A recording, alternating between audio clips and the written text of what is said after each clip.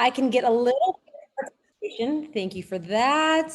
If I can get a little bit of participation, let me fix this. Oh, how do I, oh, you're the host. Can you make me like spotlighted? So if you can drop a 1 in the chat, if you live in the United States, drop a 1 in the chat if you live in the United States, in the US of A.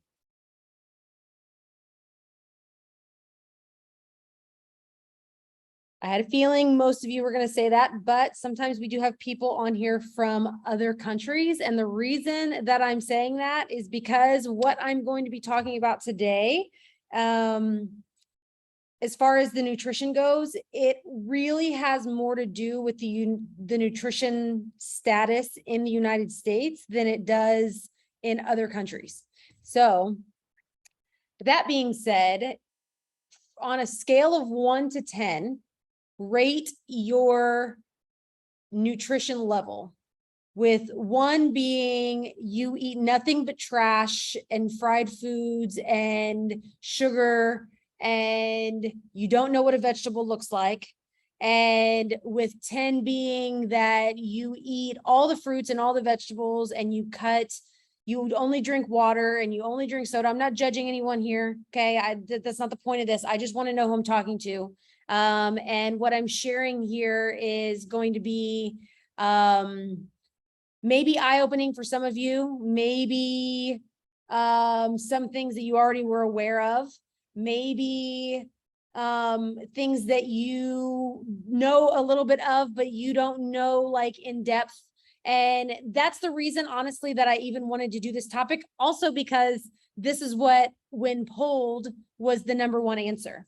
So this is episode 3, I'm calling it episodes, of a free masterclass that I'm offering, and I'm doing this every 2 weeks. And the topic's going to be different every week. It's going to primarily be based on what everybody votes for. And then if nobody has like a winning topic, then I'm just going to pick one. But so far we've had winning topics with the polls. So I'm going to go ahead and dive right in. I'm going to share my screen. Let me pull this up. Okay. Share my screen, maybe. Okay. Can we see this? Yes? Okay, fabulous. So this is, I'm calling this holistic nutrition because I've learned a lot of the stuff that I'm going to talk about in the holistic nutrition course that I'm currently taking. That's not the only place I received this information. However, like I said, it is where I primarily received it. So with that being said, this is the standard American diet. This is what we were marketed to want. This is what we were marketed to enjoy. This is what the primarily, like, you know, the picture is what I'm talking about. You see, I don't know what that top left picture even is, but you see burgers and you see pizza and you see sandwiches and bread and potato chips and chocolate and candy. And this is like the normal standard American diet. This is definitely what I was raised on. And this is what I feel like a lot of people on here were also raised on. And then over here on the left is some statistics. So Americans spend 10% of their income on fast food.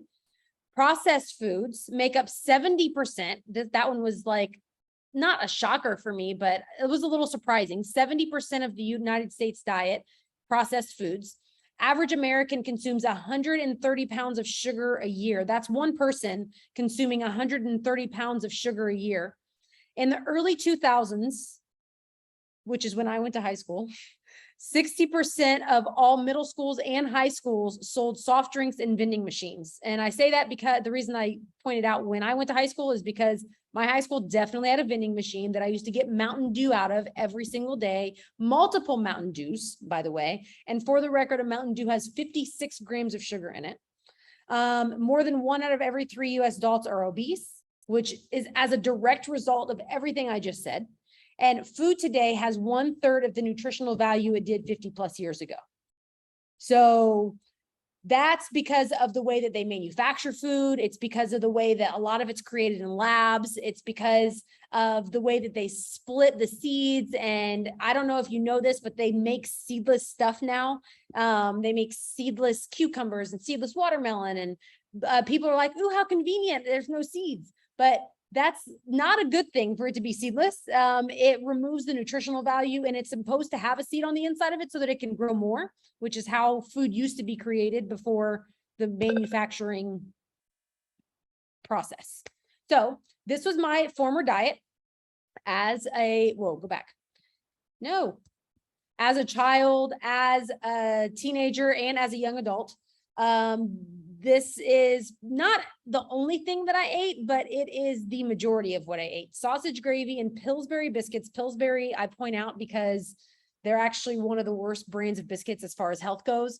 Frozen waffles and bacon, Pop-Tarts and cereal, pepperoni pizza, spaghetti, tacos with cheese and sour cream, but no veggies, mac and cheese, loaded baked potatoes with all of the cheese and all of the bacon and all of the sour cream. And that's about it. Cinnamon and sugar toast. And these were just my favorites, mind you. But as you can see, there's not nary a vegetable to be found on here. There's no fruits on here. And this is normal, right? Can I get some feedback from you guys if you love something on this list? If you're like, oh my gosh, that sounds amazing.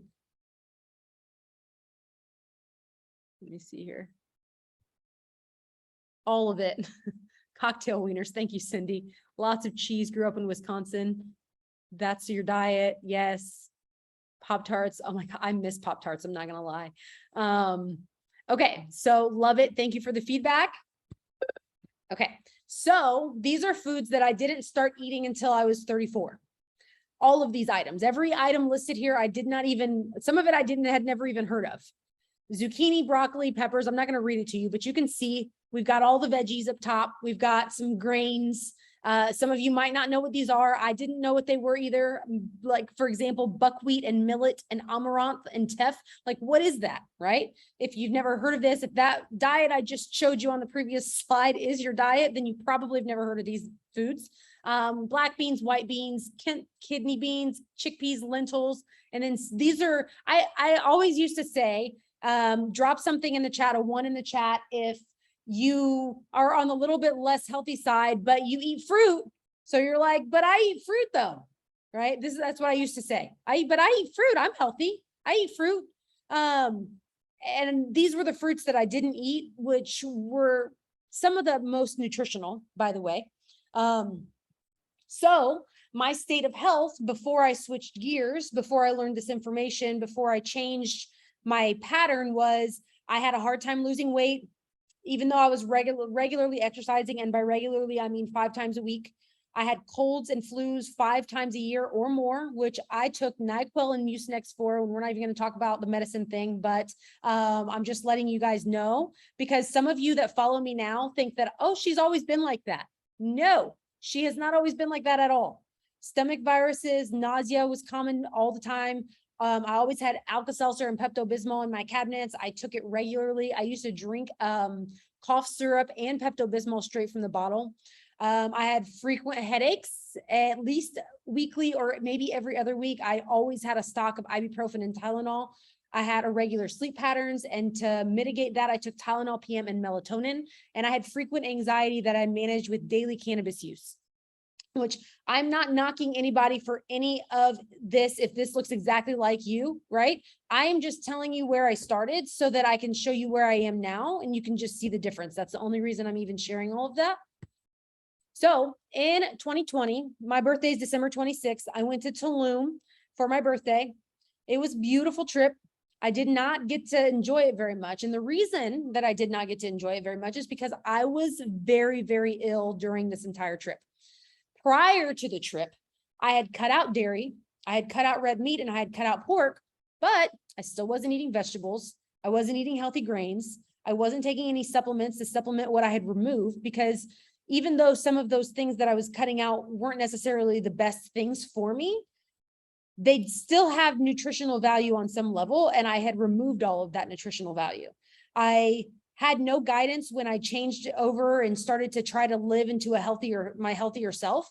And while I was in Tulum, the first symptom I got was heart palpitations. When I was completely asleep, I used to wear an Apple Watch. And when I was completely asleep, my Apple Watch recorded my heart rate at 147 beats per minute. It woke me up at 3:30 in the morning. 3 o'clock in the morning, whatever time it was.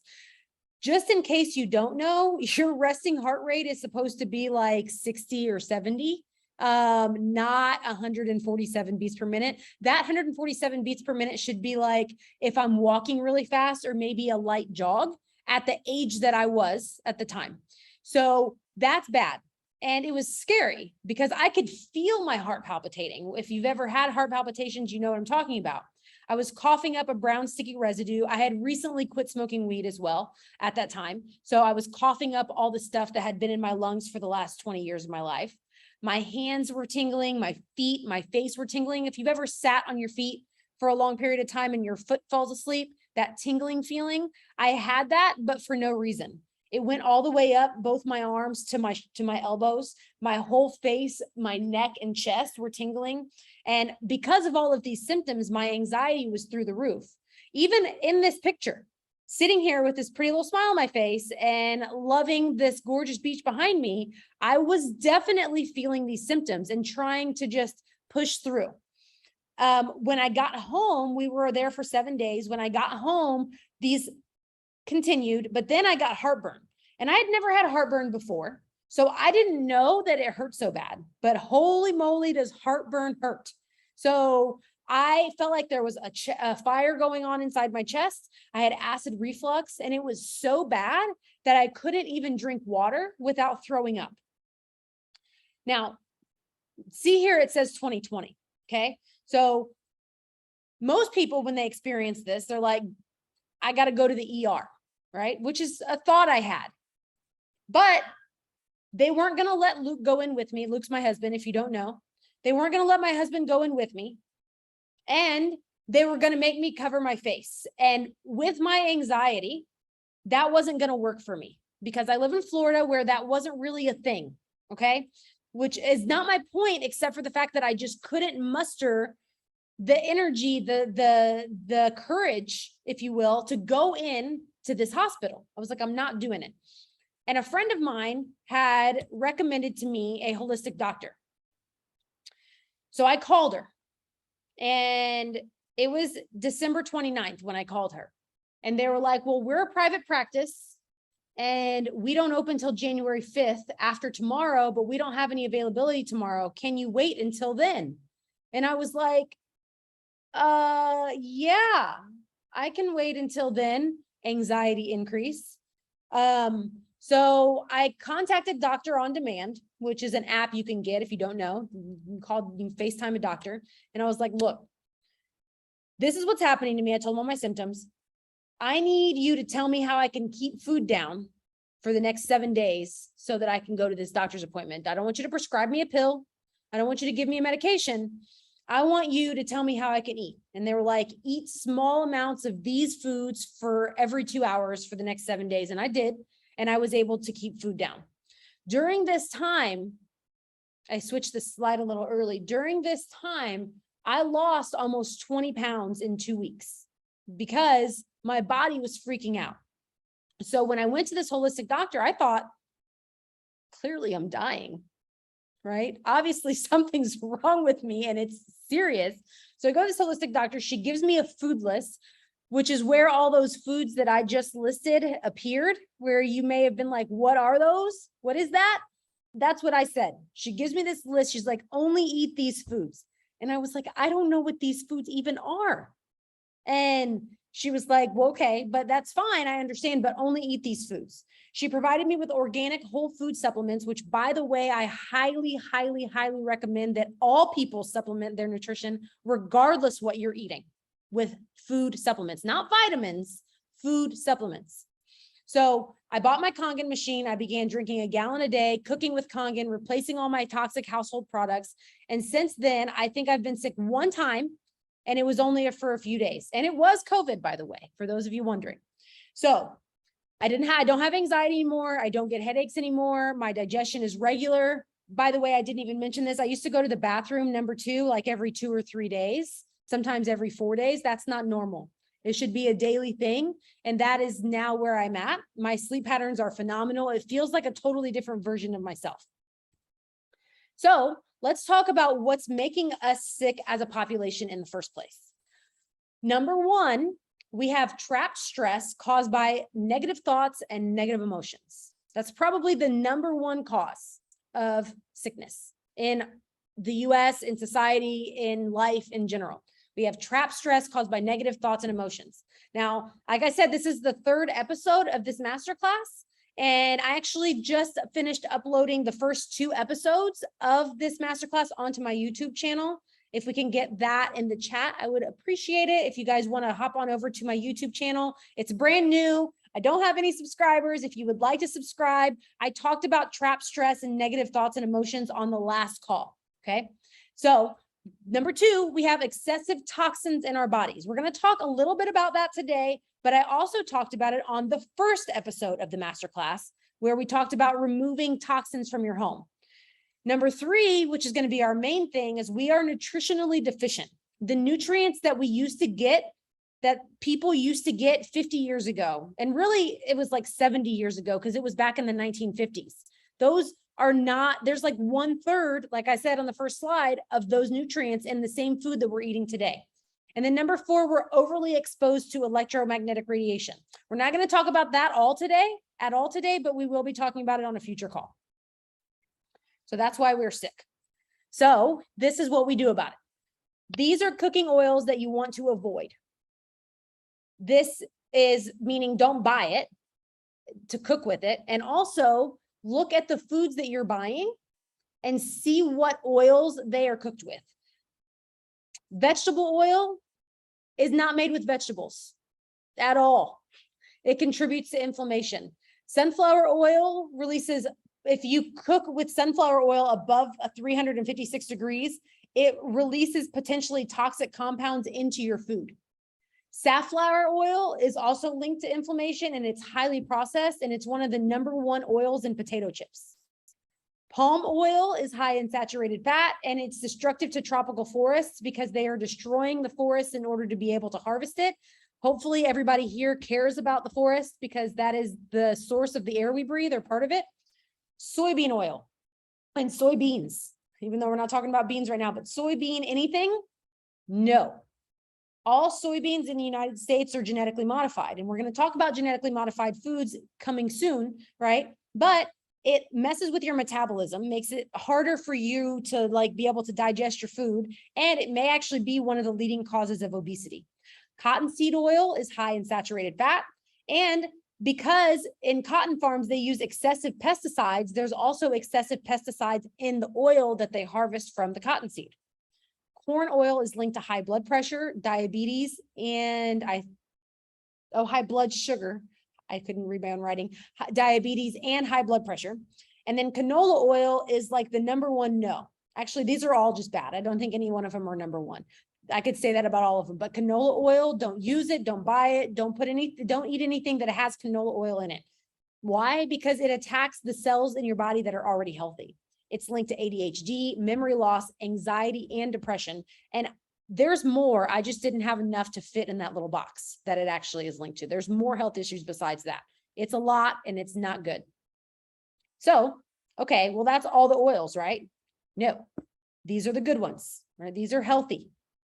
Extra virgin olive oil, and it does have to be extra virgin and organic, which I didn't list, but you definitely want to try to get organic if that's possible within your budget. I know it's more expensive. Extra virgin olive oil in a dark bottle. It's high in antioxidants. It can actually reduce inflammation. Coconut oil is a good source of MCTs. I can't remember what that means. Something triglycerides, but it's good. And it has medicinal properties and health benefits. And then avocado oil is really good for your heart. So it can even preserve your eye health, and it can reduce your joint pain. And as you can see, smoke points, I put smoke points on here. I didn't know what a smoke point was until like 2 months ago. So I was cooking everything in olive oil, and you're not supposed to do that because, for one, if you see this little note down here at the bottom, when an oil reaches its smoke point, it releases free radicals, and those free radicals cause inflammation. And then oils also begin to lose their nutritional value when the smoke point is reached. So if you're cooking something of a high temperature, you should consider using avocado oil instead, because it has the highest smoke point. And also, by the way, if you Google this, They will definitely tell you on Google, how do I go back? They will definitely tell you on Google that safflower oil is recommended. They will say, use safflower oil. Why does it say that? Because safflower oil has a high smoke point. That does not mean that it's healthy. The smoke point does not indicate good. Okay. It's just telling you what temperature you can cook with that oil without damaging its properties, its nutritional value, and without releasing free radicals. So hopefully that makes sense. So this I could do an entire presentation on, just this topic right here. And it hurts my heart that so many foods have dyes in them. And I didn't know that they were this bad, but this is how bad they are. And I think I didn't even list all of the problems of it. So since the 1950s, again, the use of synthetic dye in food has increased by 500%. Synthetic dye started being put in food in the 1900s, the early 1900s. And the reason they put dyes in our foods is to make it look more attractive to consumers, especially children, because over 40% of the marketing that they put on the TV is actually being marketed to children, so the children will ask their parents to go buy them that food. And that is a huge reason why they have all these dyes in these foods, so that it's more visually appealing to the child that doesn't know the difference. So food dyes are man-made, they're synthetic, they're fake, they were created in a lab. They were originally created from coal tar, but now they're made from petroleum. Petroleum, like the same thing that they make Vaseline out of, which also, side note, I would discontinue use of that, but that's not what this call is about. Petroleum is a crude oil product. It's the same thing they use to make fuel, gasoline, asphalt, and plastic. Doesn't that sound delicious? Yum. So the problems, right? It disrupts the immune system. It increases inflammation, contains cancer-causing toxins, can lead to cancerous tumors, causes hypersensitivity, especially in children, negatively impacts the liver, which if you were on my first call, I talked a lot about the liver. The liver is so important in detoxifying your body. And when you overload it with toxins, like from this, then it makes your liver have to work harder. And sometimes that's what causes liver disease. And a lot of people think that anybody that has cirrhosis, which is a liver disease, it's because of alcohol, which a lot of times it is, but almost as equally, it's not. Almost as equally, it's because of all the toxins that people are putting into their bodies unknowingly. So that's the reason I'm doing these calls, is because I'm trying to share this information with everybody, because most people don't know this. This is not common knowledge. And that is why I think it's sad. It also can lead to nerve cell development. It's linked to respiratory disorders like asthma, bronchitis, and it increases leaky gut. Leaky gut is a condition that more people have than they know. But because when you go to most Western medicine doctors, and I'm not knocking doctors, but most Western medicine doctors, they just weren't taught anything about nutrition. So when you go and you give them the symptoms that you have, they give you a medicine. But a lot of times it's a food that you're sensitive to, or something that has excessive dyes in it that's creating leaky gut, which means that like your food is leaking out of your stomach and not going into your intestines and getting digested properly. And it also interferes with your digestive enzymes. So these are the reasons why you want to stay away from dyes. Now, I'm going to talk more about dyes because, like I said, I could do a whole presentation on just dyes. So if you want to avoid them, either write these down, but I'm not going to stay on the slide very long. So probably more likely take a picture of this and note these on your labels. And there's more names, and I'm going to give you the more names in a minute, but they change, like brilliant blue, indigo, carmine. These are the common ways that they're listed, because they don't want people to become aware, oh, that's a dye, I shouldn't eat that. Side note, this is all FDA approved. And the reason I put that on here is because sometimes I have conversations with people and they tell me, oh, well, this is good because the FDA approved it. That does not equal good, friends. FDA approved does not equal good, especially when we're talking about food. Okay. So let's see here. These are the other names and I'm only talking about blue 1 and red 40, because if I were to talk about all the dyes that I listed here, there's 8 or 9. Then again, it would be an entire presentation on just dyes, and there's more to talk about than that. Okay. So I chose 2, blue 1 and red 40. So everything on the left is names for blue 1, and everything on the right is names for red 40. So these are other names for these exact same dyes that are in your food. And these are 2 of them that cause extreme hyperactivity in children, by the way, and adults. But the reason I say children is because children are the ones that are most likely to be diagnosed with ADHD and other kinds of attention disorders. So this is an example of what those dyes are in.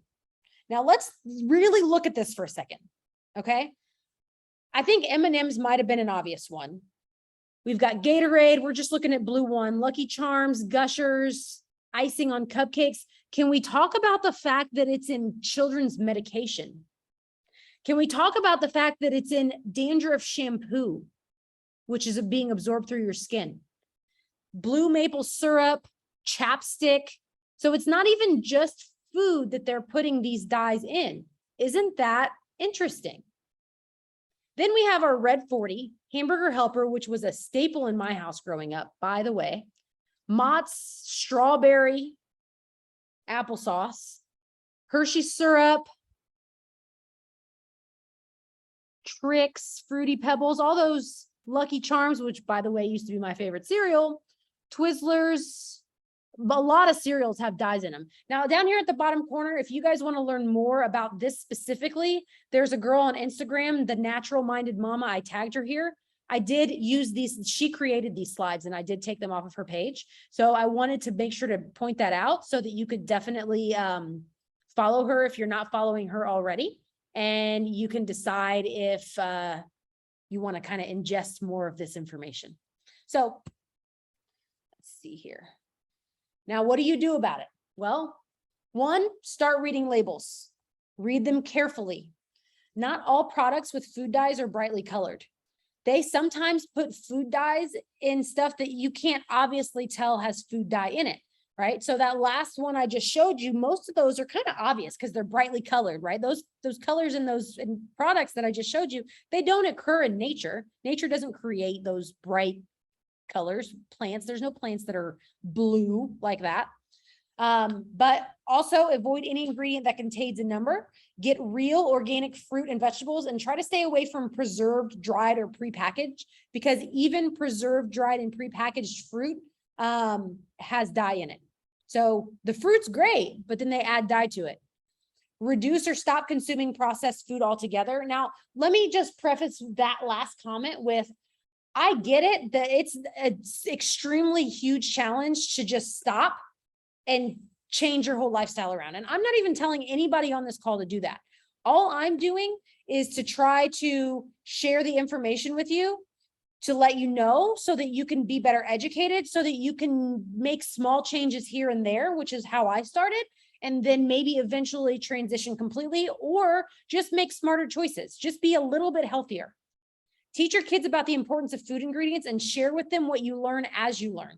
Why? Because they're being marketed to when you're not there.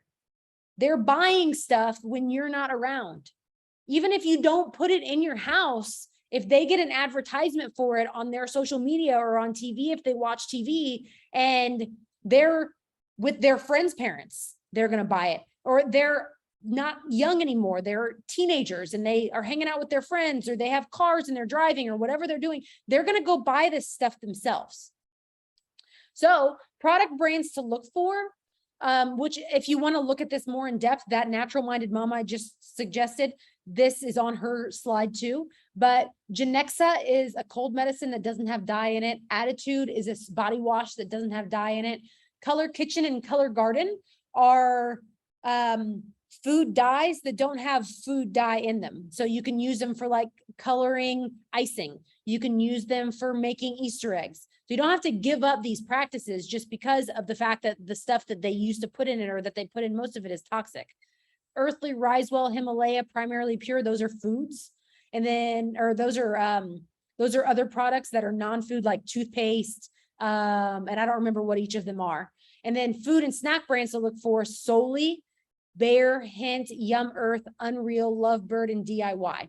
And this is not a comprehensive list, meaning it's not the entire list of the things that are good out there, but it is definitely a change that you can make if you want to start somewhere. So sugar, my weakness, being 100. I love sugar. I love sugar. And you know what? So do you probably. You know why? Because they make it addicting on purpose. They make it so that it's easy for you to consume it. They make it so you're consuming it even if you don't know you are.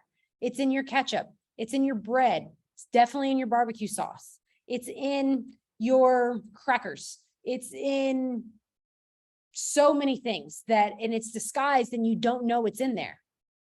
Sugar and not cholesterol is actually what causes heart disease and clogged arteries, not cholesterol. That's what they tell you whenever you have high cholesterol. As you start to get older, they're like, oh, well, we need to check because your cholesterol's high. We need to put you on a cholesterol medication so you don't get heart disease and clogged arteries.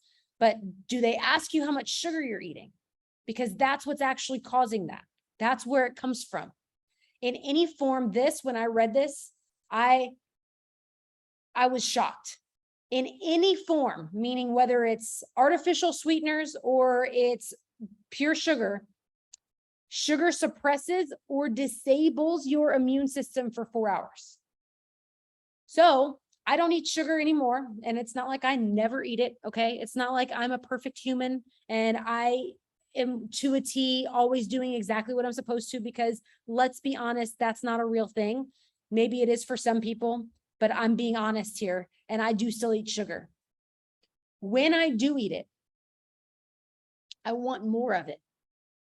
This is what happens. You eat sugar, it tastes good, you like it, you crave it, it has addictive properties, your blood sugar goes up, you feel good, dopamine increases. That's where the addiction comes from. Insulin is secreted into your body, it drops your blood sugar levels. And then when your blood sugar drops, your insulin levels go back up. It causes immediate fat storage. Your body craves that sugar high. And then boom, you're like, ooh, I need something sweet. What do we say? I have a sweet tooth. I want something sweet. And so we go eat something sweet again. So today I had a smoothie. And the smoothie didn't have added sugar in it, but it did have bananas and dates in it, which are very sweet. When I decided what I was going to eat for dinner, I looked in my cabinet for something sweet. I don't have anything sweet in my cabinet though. So, but the point is that it doesn't matter how long you pull yourself away. If you start eating sugar again, you are going to go back into the cycle if you're not paying attention. So artificial sweeteners are not better. In fact, sugar substitutes are also a major contributor to fat storage because they trick your body into thinking that you're getting sugar when you're not, and they can cause depression. So am I telling you can never eat anything sweet again? I am not telling you that. You can totally eat sweet stuff again. And by the way, when you're not eating sugar on a regular basis, fruit actually tastes way sweeter to you than when you are eating it all the time. Okay, so fruits are actually plenty sweet. And then if you do want to add sweetener to things, organic raw honey, Manuka honey is good if it doesn't have high fructose corn syrup in it, which a lot of them do, so check the label. Stevia, not the liquid or the powder form, but the raw organic form, which is actually a leaf. It comes from a plant, and I have some in my cabinet. And then there's a product called Just Like Sugar that's available at Whole Foods. And that's the only sugar substitute besides stevia that is acceptable because of what it's made of. And it doesn't have any alcohol in it. It doesn't have any sugar alcohols in it. And it doesn't have anything that's like a neurotoxin, which is what the other artificial sweeteners are. So the next thing we're going to talk about is water. Water is our very life force. And if you live in the United States, your tap water at minimum has chlorine in it. Chlorine is the leading cause of heart disease. So even if you're not drinking the tap water, which I'm being honest, I really hope you're not drinking the tap water. But even if you're not drinking it, you're washing your produce with it probably, and you're also cooking with it. Bottled water is not better as far as what you're putting into your body. And even though everybody's water in the US has chlorine in it, more likely it has 7 to 60 additional contaminants in it. These photos here on this slide are from my water where I live. There are 24 contaminants in my water, and 8 of those contaminants exceed health guidelines. If you look over here, hopefully you can see this. I know some of you are on your phones. Haloacetic acids, 2 different kinds, 286 times the legal limit, 627 times the legal limit, 243 times the legal limit of arsenic, and 4.3 times the legal limit of hexavalent chromium. If any of you've ever seen Erin Brockovich, hexavalent chromium is the chemical that they talk about in Erin Brockovich. Arsenic is rat poison. And I know you can't see this because I can see it's pretty tiny even on my computer. The potential effect of all 4 of those, which is just 4 of the 8 that exceed legal limits in my water, potential effect is cancer. So you really want to be purifying your water with a reputable water filter. And I actually work with a company that has NSF certified water filters. And Jillian's actually going to put that in the chat for the water filtration system that you can get to purify your water that you're drinking. And you can also purify your shower water, which it's worse for you to shower in it, but we're talking about nutrition today. But I just wanted to add that as a side note. And then she's also going to share a link for medical grade water ionizers. And if you want to know the difference between those two, there's an opportunity for you to connect with me if you would like. But at the very least, purifying your water with a reputable filter is a must. And the reason I say reputable is because a Brita filter is not going to cut it. A Brita, the filter in your refrigerator that came with your refrigerator that you haven't ever changed the filter on, that is growing mold and is just all kinds of nasty, literally the dirtiest place in your kitchen, not reputable. It's not helpful for you to have that type of water filter because it's not filtering even the tiniest % of the water that you're drinking and cooking with and brushing your teeth with. Okay, so like I said, we're going to talk about genetically modified foods. Genetically modified foods are said, they're supposedly they were made to improve insect resistance, virus tolerance, and herbicide tolerance. But genetically modifying our produce robs the produce of the nutrients present in their natural form, hence the nutrient deficiency that we're all experiencing. Monsanto is a biotech company, and it's the largest creator of the genetically modified foods, and they were sued for food contamination with glyphosate and endosulfan. If you pay attention to the lawsuits that they flash on TV, you know, so-and-so's getting sued for such and such. If you found glyphosate in your food, you may be entitled to compensation. Well, glyphosate was probably in your food.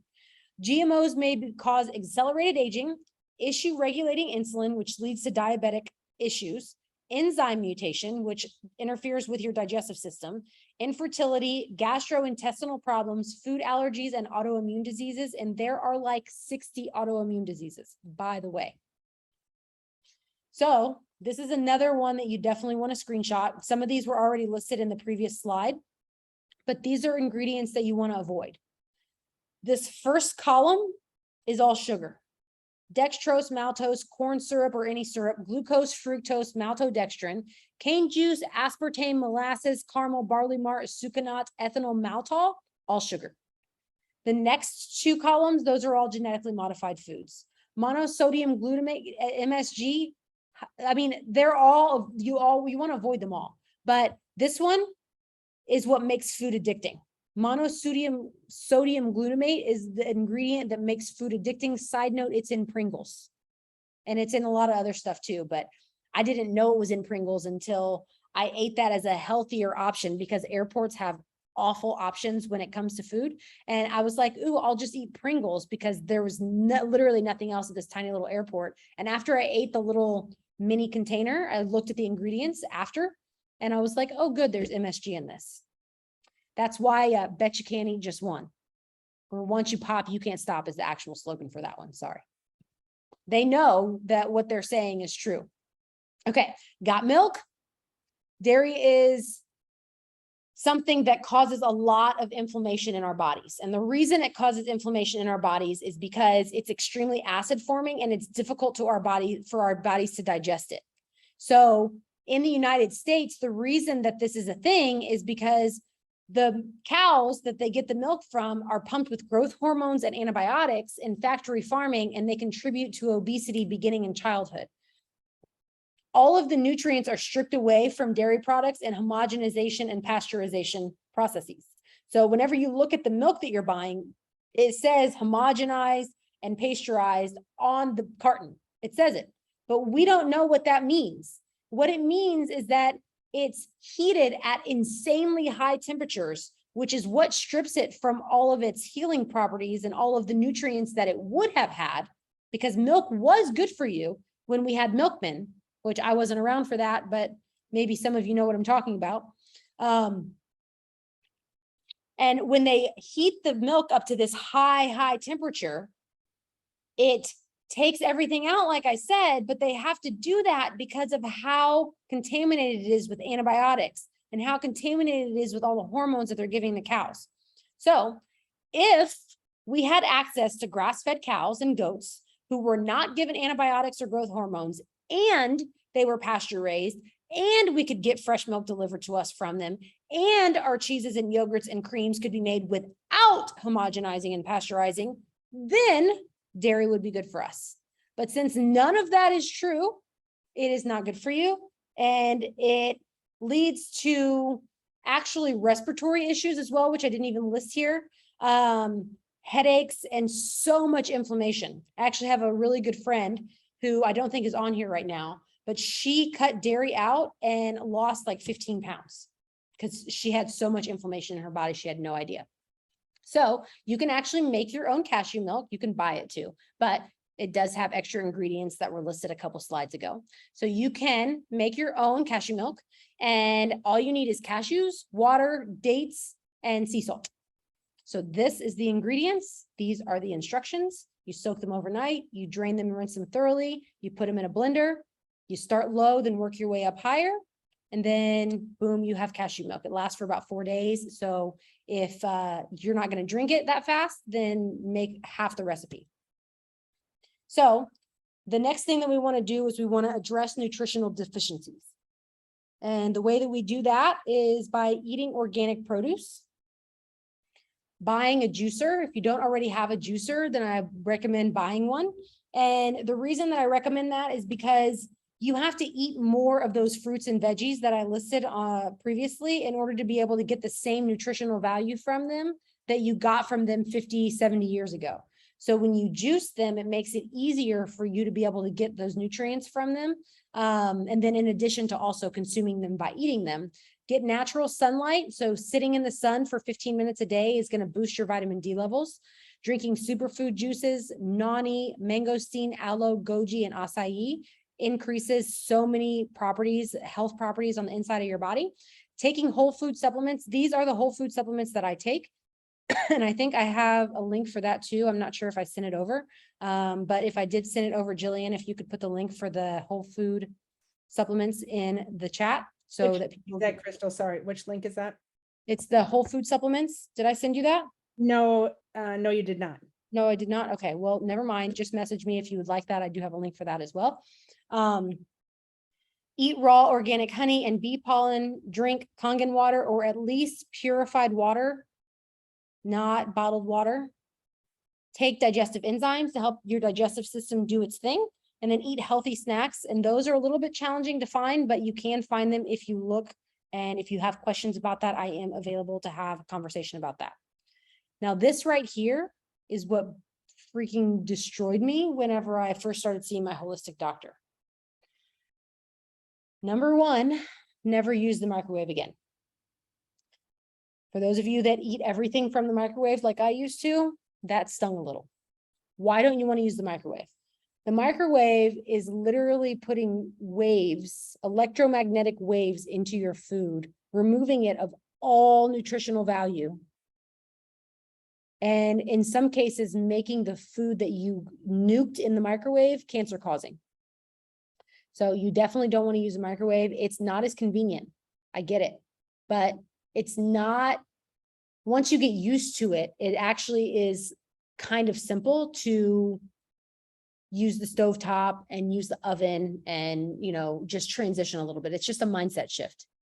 Throw away aluminum. Anything that you have in your kitchen that's aluminum, throw it away. If it's coated in Teflon, throw it away.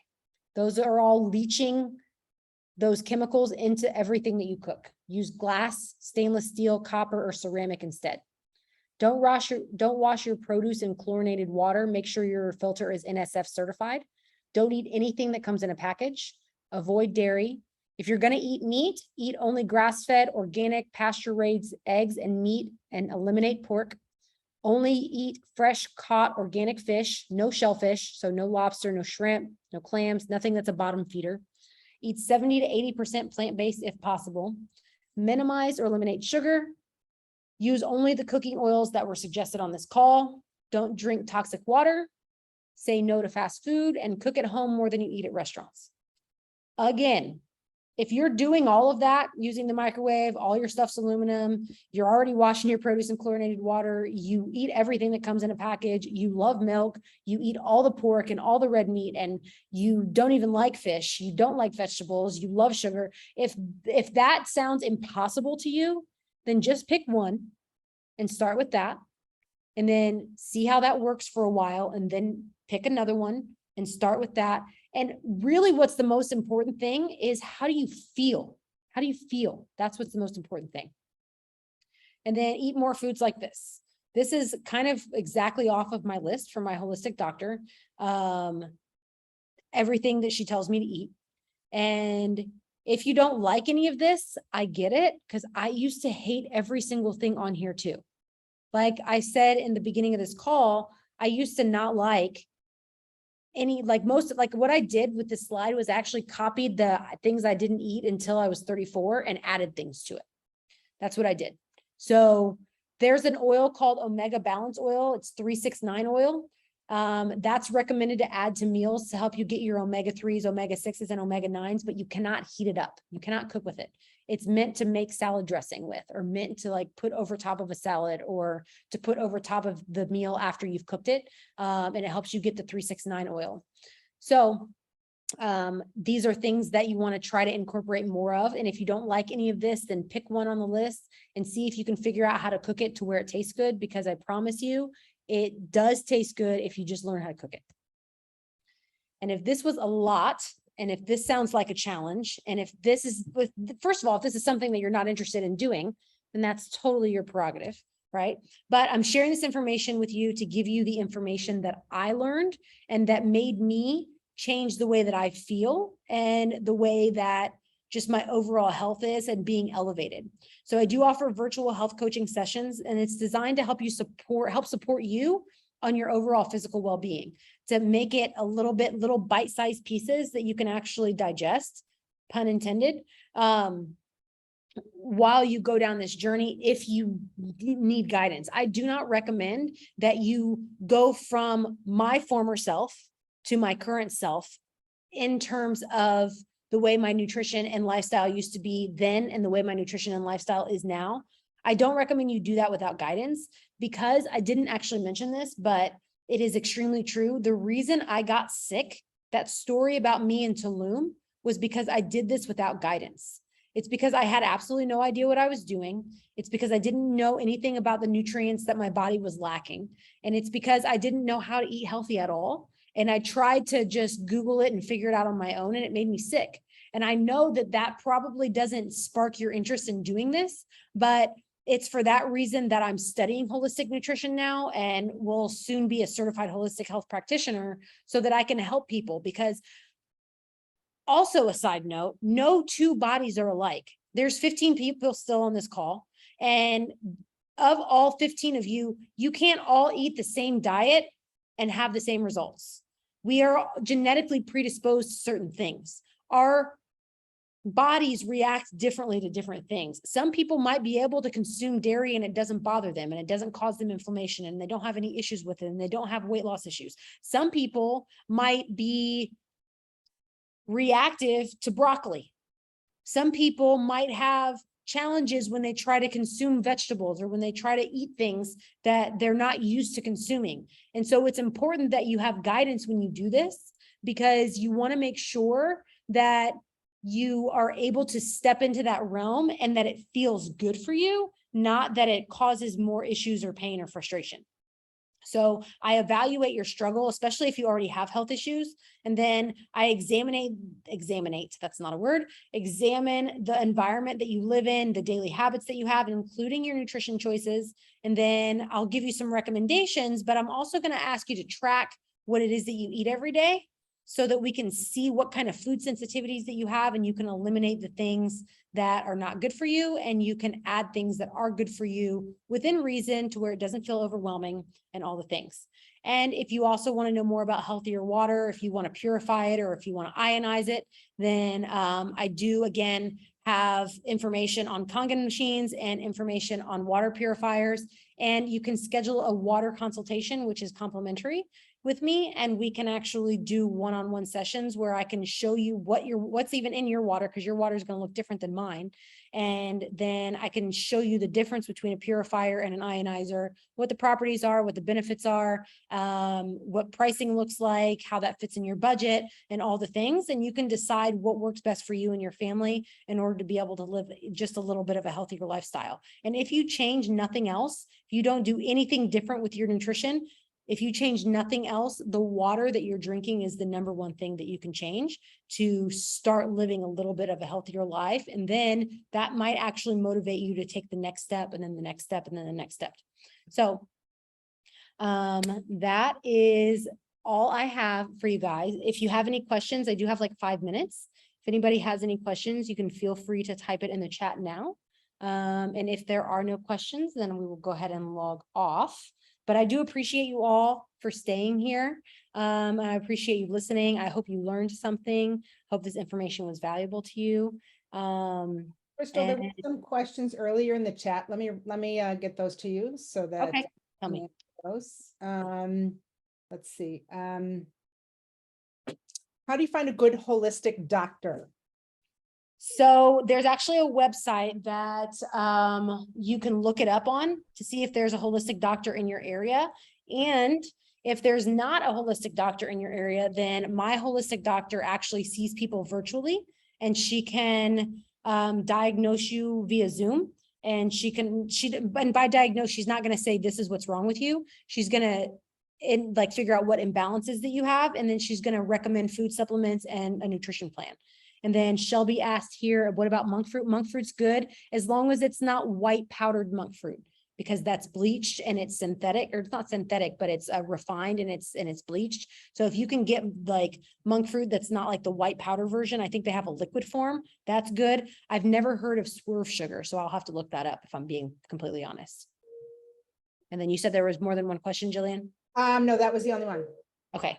Anybody else have any questions?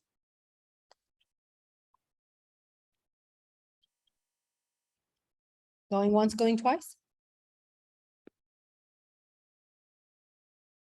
No? All right. Well, our next call, my next call, the next masterclass call is going to be on October 3rd at 7 p.m. And we're going to be talking about mindset growth and development. So if you guys want to go ahead and save that in your calendar now, you'll definitely get an invite via email and or social media, and I'll be posting about it like usual. But if you want to make sure you're available, I'm going to be switching the days out to see what day is better, like what day works better for people. I've done a call on a Tuesday. I did it last Wednesday at 7. Yeah, I know. That's my nephew. Boogie was not happy about the dye slides. That's all his favorite foods. Tell him I know. I feel him. I felt the same way. But I can't help that it's true. I can't help it. But yeah, the next one's going to be on Mindset Monday, October 3rd at 7 p.m. And if you have any topics that you want me to talk about that you think that would be valuable to you, you're welcome to message me. I'll be doing another poll in a week or so just to check. And have an amazing, what is today? Wednesday. Have an amazing rest of your week. Bye, guys.